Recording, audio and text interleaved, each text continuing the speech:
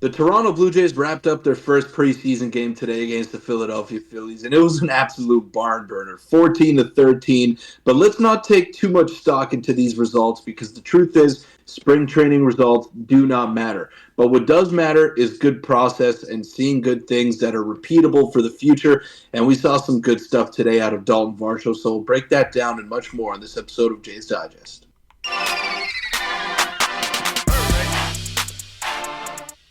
What's up, Jays fans? I'm your host, Peter Vryonis, alongside host Nick Gosse. Now, the Blue Jays just wrapped up their first game of spring training, 14-13, very high scoring. We saw a couple of incomplete lineups, and that's what we're going to see throughout the duration of spring training, but more so incomplete for the Philadelphia Phillies, which is why we're going to bring up some points of concern maybe for some guys that were on the bubble to make this team, but the guys that are going to make this team, Nick. And Daulton Varsho is one of those guys. He looked very good today, and we noticed the change that hopefully he can repeat from game 1 to 162. He was pulling the baseball today, and he looked good. And it was just great to see baseball. It doesn't matter if the game was crappy. It doesn't matter if there was high scoring and no pitching whatsoever. It was great to see baseball. It was great to see these guys smiling and ready to compete. And I can't wait for the regular season to start. Yeah, quick reminder for you to hit the subscribe button because the season is about to start and we'll have you covered every day. And Peter, quite frankly, the game was a little bit insane. I didn't know what was going on there. They put up 10 Yeah.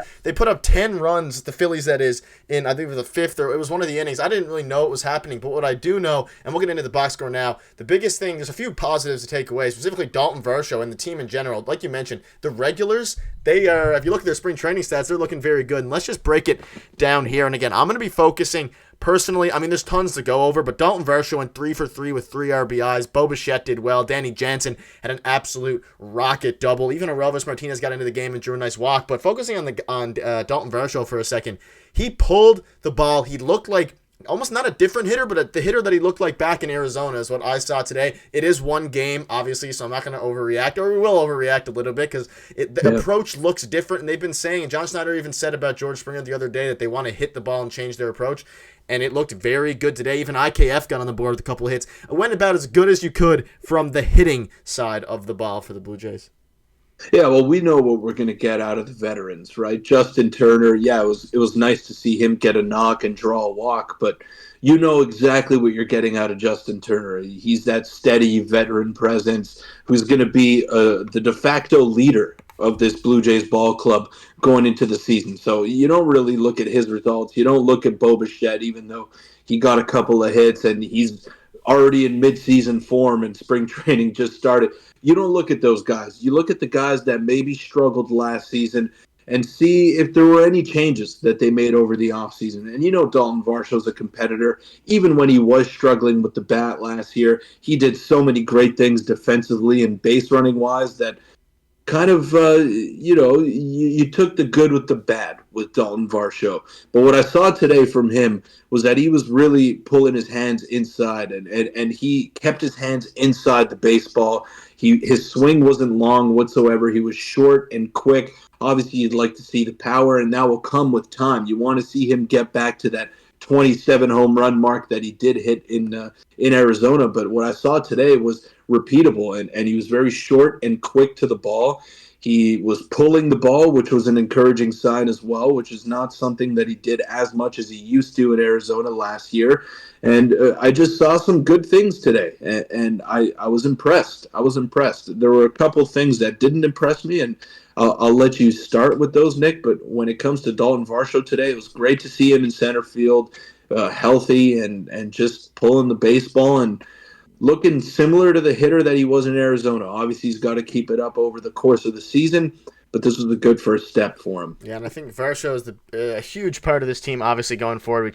We traded our biggest prospect, and just going over the other hitters, I mean, for the second half of the game, it was a lot of minor league guys. It was nice to see them, especially Aurelvis Martinez, who, Peter, we mentioned it in previous videos. He's playing second base now, so I think he might be the second baseman that the Blue Jays want to go with going forward if they decide not to trade him, which does make sense to a degree, given their lineup construction.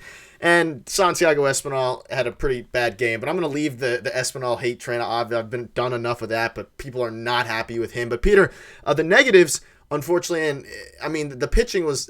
I don't really. We'll start with the positives. Chad Dallas looked absolutely amazing in his one inning. He has a phenomenal. He looks very good. He's one of the prospects that again the coaches have been raving about even before the season started. Do you want to have a quick a mention of Chad Dallas there? His pitches look great. He was. I mean.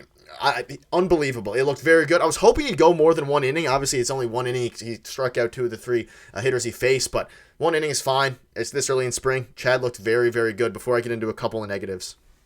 Yeah, he did look very good, and that stuff was as good as advertised. He was very good last season in the minor leagues, and definitely a dark horse to keep in mind when looking at potential 40-man roster and just seeing what he can do going forward. It was nice to see Zach Pop as well get an appearance in there, but those negatives that you're talking about are Nate Pearson and Yasmer Zulueta, who are two guys that were maybe dark horses as well to make this team out of spring training. Nate Pearson more so than Yasser Zulueta because he has major league experience and he is older. But Pearson against a Phillies lineup that didn't really have any regulars in there, if any, just wasn't able to keep the ball in the ballpark. And his command was not great. He was leaving a lot of pitches middle.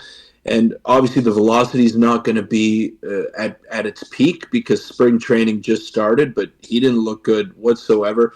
And we do have to give him a break. It's the first outing of spring training. And also, we got to taper expectations on Daulton Varsho as well because he did all of his damage against terrible pitching. Those guys are not going to pitch a single inning this year unless it's mop-up duty for the Philadelphia Phillies. So, look, we got to see it more going forward, and we got to see it with regularity. But with Nate Pearson and Yasser Zulueta, there's not too many excuses here against a lineup that didn't boast any sort of talent whatsoever. So it was concerning a little bit to me to see Nate Pearson. Maybe he's just not a guy going forward for the Blue Jays, and that's fine because that's one big area of strength. It's their bullpen, so they don't have to worry whether or not Nate Pearson can make an impact at the big league level. But it just sucks because a former number one prospect, guy with elite stuff, who showed flashes last year of being a dominant reliever, just couldn't put it together. And it's looking like more of the same now. Yeah, I'm not going to write him off yet, but that's about as bad of a start as you could have gotten. And again, it's against Peter. I mean, maybe Whit Merrifield is probably the main everyday regular if you consider him one, but Zuleta looked brutal. One thing I will touch on before we move on to the next topic is a couple of the guys, Brendan Eisert, I think is how you pronounce his name, and TJ Brock, they looked very good. And Brandon Little as well looked very good coming from the left side. I believe, I don't have the exact tweet here, but I think he maxed this. The highest velocity he's ever pitched in a game was today in the spring training game. It was 96.1 miles per hour. The most he had ever pitched previously was 95 point something. So, and he's a lefty. He has a sinker. He looks very, very good. So shout out to Brendan Little, a guy to keep an eye on going forward. And you just kind of popped this up. Peter, we're mentioning the approach. And again, it's not against great pitching, but when you're seeing stuff like this, it shows that the approach is right. I mean, IKF hit a rocket. Danny Jansen hit a rocket. Turner, Bichette, all these guys, even Varsho hit a few. So it's looking very good and looking up for the team. Obviously, first spring training game, we're allowed to overreact a little bit, but I saw at least a change in approach from definitely Varsho and a few of the other guys as well. They're back to pulling the ball, like John Schneider said. Any quick thoughts before we move on and wrap up?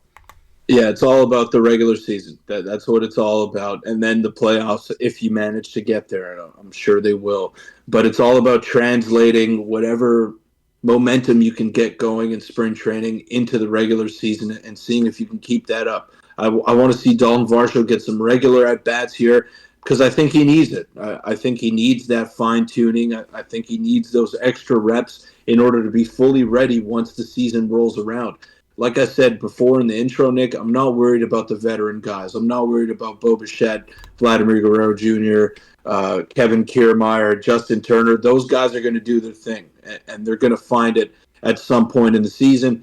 But Daulton Varsho, for someone who struggled as mightily as he did last season, he's got to get these regular reps, and he's got to find something that works for him at the plate. And it looked like he was trying to do that today. He was pulling the baseball. He was focusing on more of a contact approach.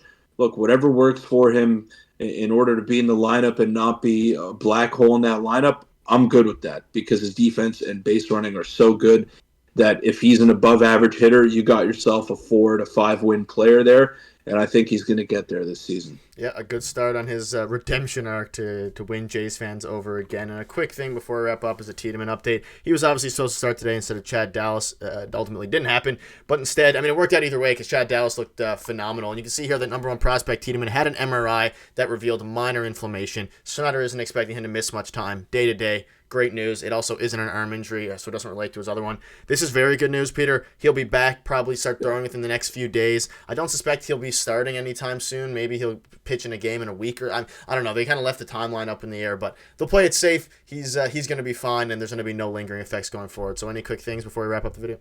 Yeah, it's good news that it's not anything serious, but it kind of sucks because Yeah. it delays what we were going to see, and we were all expecting to see Ricky Tiedemann, even if it was going to be for one inning today.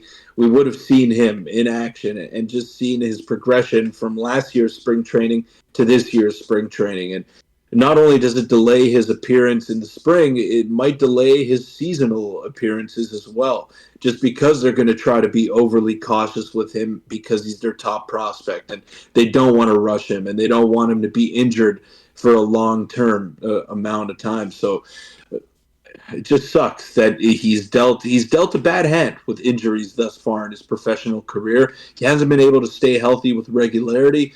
I want to see him be able to string together a few starts and just climb up and get closer to the big leagues with each appearance that he makes in the minors. And I'm sure he will get there this season. He's going to be a pretty big part of the Jays. I believe so this year. So he's just got to stay healthy and put those good performances together, and he's going to shine through because he's a big-time talent. Yeah, definitely brutal on the short term, but when you're looking at the long term, I'd say the Jays would take this probably 10 times out of 10, considering, Yeah. especially considering what he's been through. But that'll wrap it up. That's all your thoughts are on spring training. The first taste of baseball is back, and we'll have you covered. Let us know what your thoughts are on this video. If you want to check out our video from yesterday, click on your screen here, and we will see you tomorrow.